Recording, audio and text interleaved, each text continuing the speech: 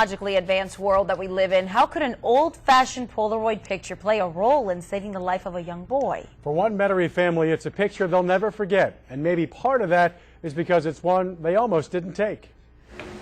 Does that go there? Right there.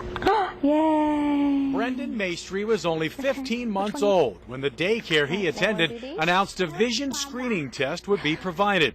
His mom, Jan, says his vision appeared fine, and he was so young, she didn't see the point. Up until the morning of it, I hadn't signed the permission slip. And that morning I said, oh, you know what the heck, let them take the picture. What big deal is it going to be?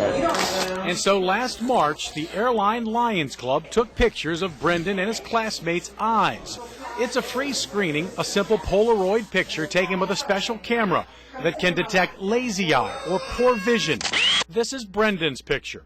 It came to the Lions Club screening office in Lafayette along with hundreds of others. The very first time I saw Brendan's picture, it was, oh my, there's a real bad lazy eye problem. The Maestris were sent to an eye doctor, still thinking at the worst, Brendan might need glasses. They came in, they dilated his eyes, nurse came in, looked, went out, came back in, did something else, went back out, and I turned to my husband and said, something's wrong. It was. Doctors found a cancerous tumor called a retinoblastoma in the center of Brendan's left eye.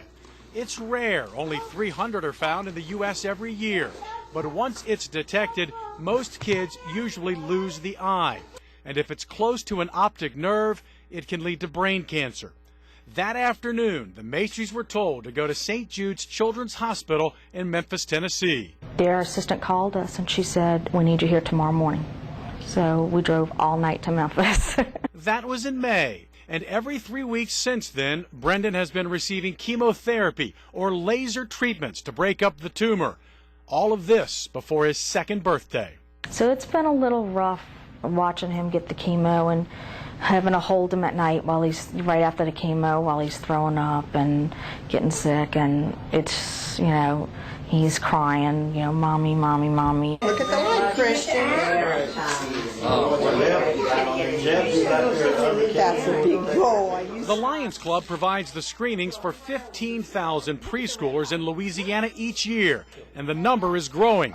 But still, thousands of kids aren't tested, and that can be dangerous. It's the early detection or treatment that will save these children. So again, the earlier we catch them with a lazy eye problem, the easier they're going to be to treat, the less costly they're going to be to treat, the more successful the treatment's going to be. Participation in the eye screening program here at Alpha Montessori School and really across Louisiana was pretty good prior to Brendan's diagnosis.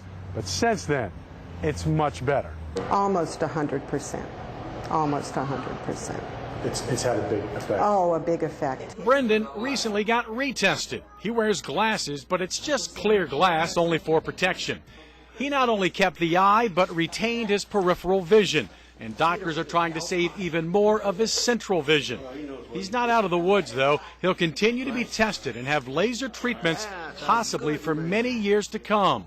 And in Brendan's case, it's genetic, meaning he's got a 50-50 chance to pass the cancerous gene along to his offspring. The yellow one. The yellow one? Despite that, his mom says he's a lucky little boy because they caught Brendan's tumor in a vision test. That almost didn't happen. It was probably the factor that saved his life. His tumor was so close to his optic nerve. And now, Jan's on a crusade. She's written all of the parents at Brendan's school, championing the importance of getting tested. Sign them.